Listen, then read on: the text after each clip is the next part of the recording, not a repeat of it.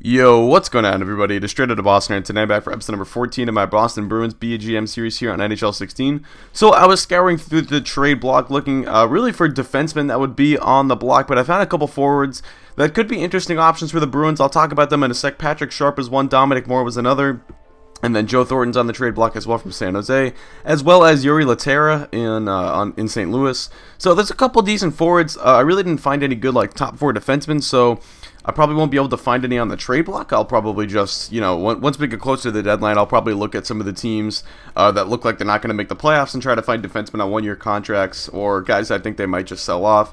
Now, the thing is, at forward, we still could maybe use another top six forward. I've talked about sort of the depth of forwards that we have, but a lot of them are sort of in that mid to lower 80 overall.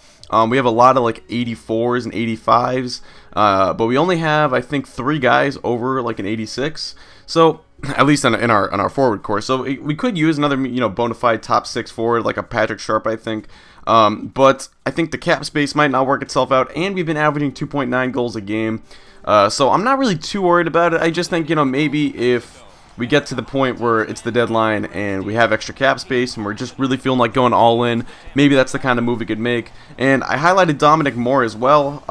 Now, to be honest, I don't really think that makes too much sense for us because we still have Marcus Kruger, so even if we do end up moving a guy like an Alexander Koklachev, we can just insert Kruger as that fourth line center and pretty much fill that role that we would want Dominic Moore to fill. I just love Dominic Moore in this game. I have him in a fantasy draft, BGM, and he is just a beast. But anyway, we're taking on the Tampa Bay Lightning. So the Lightning are currently second place in the division. I don't remember exactly how many points behind they are, but it's not too much. I think we might have a 3 or 4 point edge on them.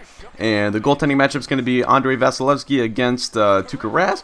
And you're going to see we're getting the first power play of the game here, but it's a turnover from Krug. Here comes Eric Condra, scores! Eric Condra with the first goal of the game. Goes right around Tuukka Rask, and Tyson Barrie goes flying over Rask's pads into the boards there. That was pretty funny, but you can see on the replay, Condra was all alone. Barrie tried to chase him down from behind. Watch him. He's going to go flying into the boards right there. That looked kind of scary. Glad he didn't get hurt. But anyway, so let me just get back to my trade discussion for a sec. If I were to target a forward, I think a guy like a Patrick Sharp would make a lot of sense just because he would be a rental, and that's really all I'm looking for a forward core. We have a lot of good young forwards that I want to give top 6 minutes to in the future. I just think for this year we might need another one. So that's why I think a rental makes the most sense. Whereas at defenseman, I think a long-term solution would make the most sense. Just because, we're going to have that hole. If we just get a rental at defenseman, we're still going to have a hole in that top 4 going into next year. We don't really have any young defensemen that I think are going to step into a top 4 role in the near future. Plus, we might lose the Dano Chara at the end of the year. So we might be faced with a situation where we're looking for 2 top 4 defensemen if we're just getting a rental. So I think it makes the most sense to try and search for a long-term answer. Now, I'm not sure if we're going to be able to find one at the deadline. Those are, kind of hard moves to make in the middle of a season. But that's sort of what I'm looking for. Take a look at this goal. I was really just trying to get a rebound opportunity, but Vasilevsky doesn't cover the 5-hole, and Morrow puts it through. So it's 1-1 now. Here we go, though. It is going to be Andre Schuster with the puck from the point. There's the blast. It's tipped in. Ryan Callahan. I'm not sure how that one quite got through. I think that might have went off a Bruin initially, and then Callahan was all alone by the net. You can take a look at the replay. I'm not sure who that hit off of initially, but Callahan was there to tip it in. And it is a 2-1 lead for Tampa Bay, and that would be the score at the end of 1. So we're going to head to the break here. Tampa's got a 2-1 lead. Tuukka not playing a very good game so far, but he's been pretty good this season. He's got his save percentage up to .928 entering the night, and that's something I'm looking to see. But the goalie is another situation that we're probably going to be evaluating in the near future. Malcolm Subban is up to an 85 overall. And, as we go forward, I talked about it initially, how I was, really planning on just using Tuukka Rask because he's young, and I know his contract's kind of big, but when you get a 93 overall goaltender, you really don't want to mess with that. But I'm actually becoming more open to the idea of moving Tuukka Rask. Not this season.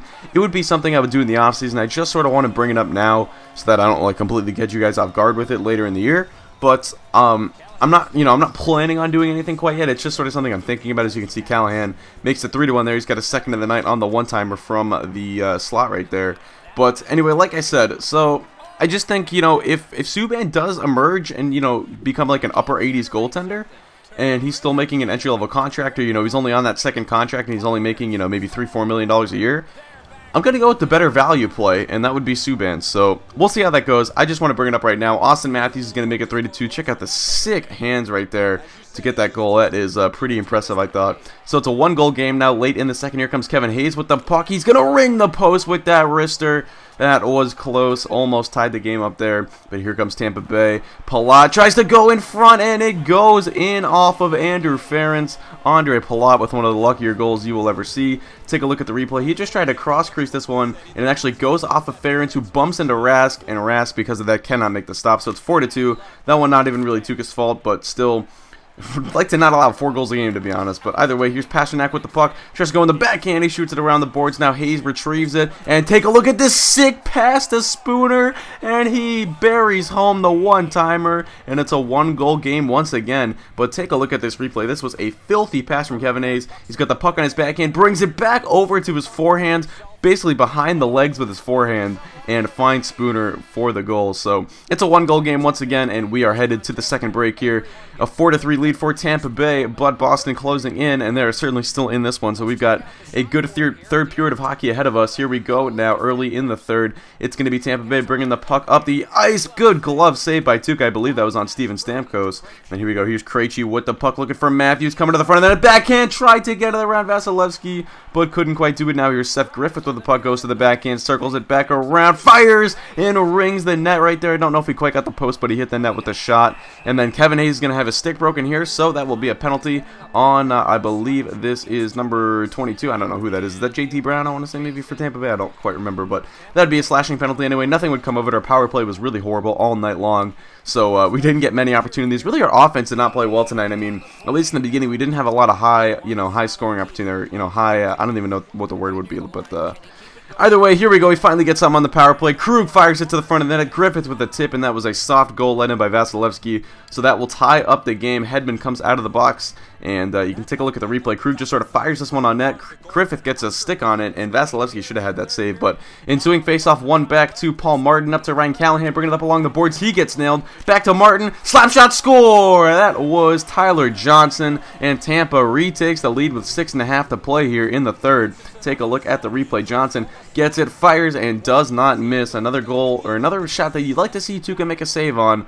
But, alright, the offense is going to try and have to make up for it here. Connolly's going to lose the puck. Filppula over to Ward. One-timer, but that is saved. Now 3.5 to play. Pastrnak keeps this one in. He's got the puck, tries to put it on net. It misses, but he gets his own rebound behind the net. Backhand, scores! David Pastrnak ties it up at 5. Another softy led in by Vasilevsky. Take a look at the replay. He gets the pad on it, but can't quite make the stop. So we are knotted up at 5. Pasternak's wrister is going to be off the mark right there. Spooner gets the puck, tries to fire it on front. Hayes with a great rebound opportunity, but couldn't put it home. And we are going to be headed to overtime. So we've got some 3-on-3 hockey action coming up, as this game could not be decided in the first 60 minutes. So here we go, the start of 3-on-3. Face-off is going to be one back by Bergeron to Chara. He's going to go back to Bergeron. He'll carry it into the zone, bringing it up along the left side on the backhand to Chara. One-timer scores! Zdeno Chara, the big man, with the game-winning goal in 3-on-3. And the Bruins take home a 6-5 victory in come-from-behind fashion.